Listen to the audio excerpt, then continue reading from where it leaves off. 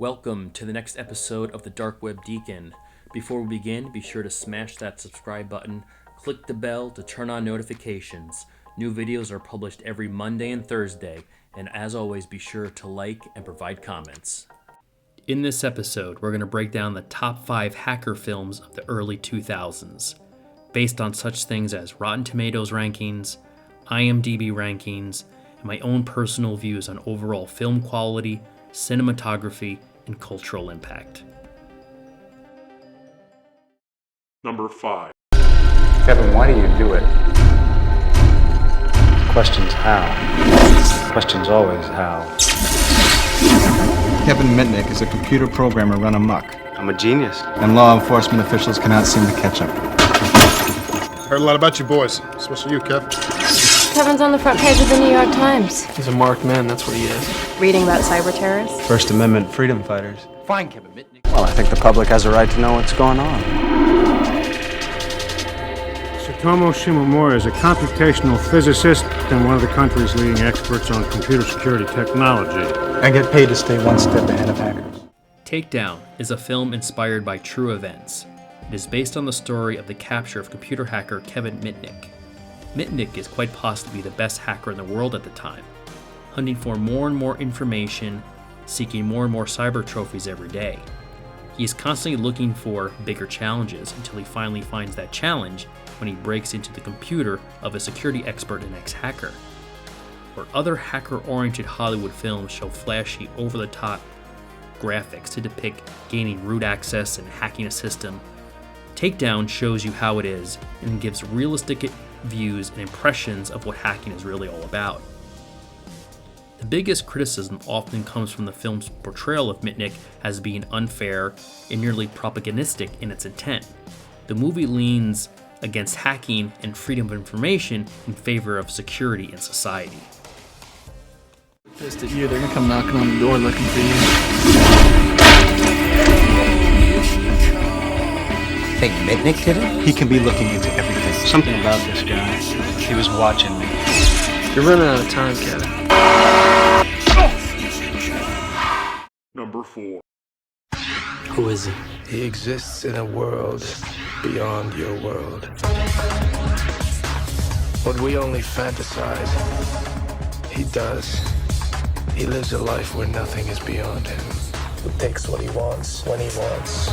So how do I find him? You don't find him. He finds you. Swordfish is a 2001 film starring Hugh Jackman, fresh off his first X-Men movie as Wolverine. A covert counter-terrorist unit called Black Cell, led by Gabriel Shear, wants the money to help finance their war against international terrorism, but it's all locked away. Gabriel brings in convicted hacker Stanley Jobson to help him. Shear asks Stanley to hack into a dormant DEA fund worth $9.5 billion to finance the terrorist activities. This movie can be summed up as lots of very cool action scenes, a lot of style, and a standard implausible plot. This movie is though very entertaining if you like non-stop action in a cool high-tech environment. With the additional twists and turns mixed with the good cast made up for it, make the film entertaining and very enjoyable. Marco, let's give him some incentive. Hey, what are you doing? I have been told that the best crackers in the world can do this in 60 minutes. Unfortunately, I need someone who can do it in 60 seconds. You're kidding. Go! 45 seconds. You're gonna get these people killed! 20. 1. Too bad, you gotta die. No, wait! Not everything ends the way you think it should. John Travolta, Hugh Jackman, Halle Berry, and Don Cheadle. Swordfish. Number 3. You gotta make a choice, fellas. Who are you gonna be? Boys or men? 4 bullets, baby. You beat him into that, Jared. Come on. Guess it's Mama's house for you tonight, big Jared.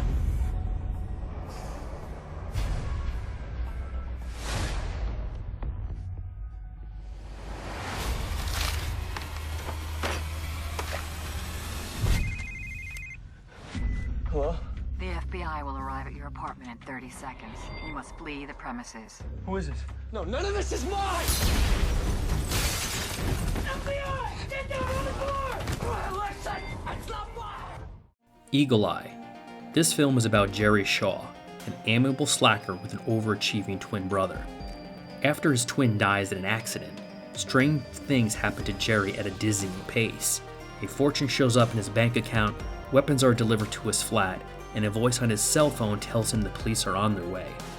Jerry follows the instructions, and soon he and a woman he's never met, Rachel Holloman, are racing through the city, onto a plane, and eventually to the Pentagon, chased by the FBI. Rachel Holloman is a single mom, and the voice has threatened her son's death if he doesn't cooperate. The voice on the cell phone seems to know everything. Eagle Eye wasn't a very thought-out political thriller, but nonetheless is very entertaining. There is a twist at the end of this movie, as things are not what they seem. Disobey. What did she say? And you die. Somebody's hacking into the power grid. Hey! Traffic cams. The lights are all turning green. You got a theory? She wants us to go to the armored truck. The briefcase. What's in it? It makes no sense. This is insane. You want us to I'm rob not them? doing this. Do it now. Go, go, go! What if it's a decoy to distract us from something 50 times bigger? Find out what is happening.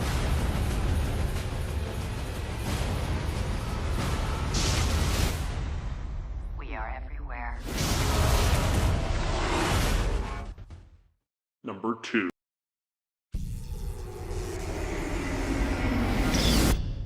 I'm doing America a favor.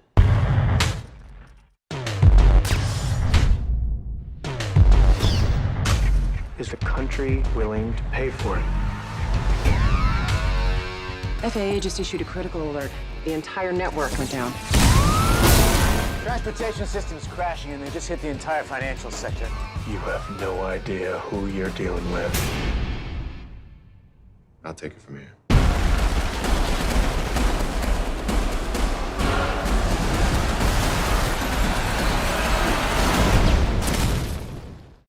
Live Free or Die Hard, the fourth installment of the Die Hard series. John McClane is assigned to bring Matt Farrell, a known hacker, to the FBI after some top security government mainframes are hacked. McClane and the young hacker join forces to take down a master cyber terrorist. Most critics were positively surprised by this film. It delivers action in abundance, and the film has a great visceral feel to it thanks to great stunt work and the fact that Willis really steps up in the fight scenes. The movie keeps up his pace throughout, and the script works quite well, and is heavy on the tech talk at times, which is great for the hacker enthusiast. The authenticity of the hacking that takes place is suspect at times and can be a bit cliche, with the characteristic close-ups of monitors processing complex algorithms. But this is a big-budget Hollywood film, so need to watch this with a grain of salt. But overall, a very entertaining film with a nice hacker backdrop.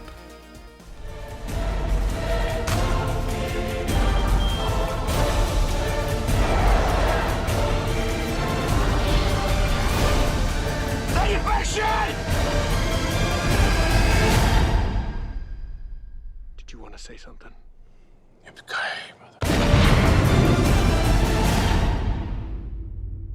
Why'd you bring a cop into my command center?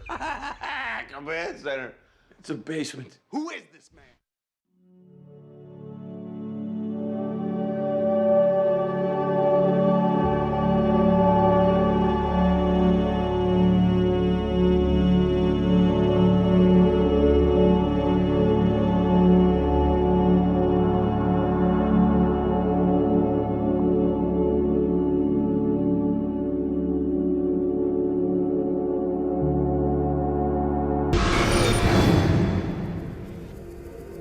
Have you ever had a dream, Neo, that you were so sure was real?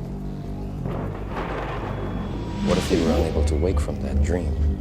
How would you know the difference between the dream world and the real one? The Matrix, winner of 4 Oscars. The Matrix main protagonist, Thomas Anderson, is a man living 2 lives. By day, he's an average computer programmer, and by night, a hacker known as Neo.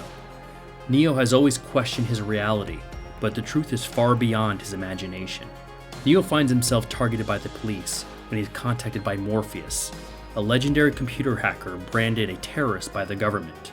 It's a brilliant movie on a number of different levels. The directing is excellent, the camera work is great, the visuals are stunning, and the kung fu is A+.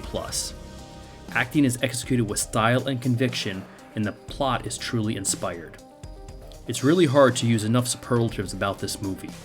The use of coding and techno jargon will warm any geek's heart, but you won't have to be a wannabe hacker to enjoy this film.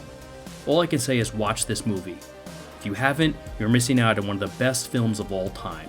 It isn't just about the special effects, which were cutting edge at the time and still hold up 20 years later. No one has ever done anything like this. That's why it's going to work. Mr. Anders. What are you trying to tell me? That I can dodge bullets? No, Neo. I'm trying to tell you that when you're ready, you...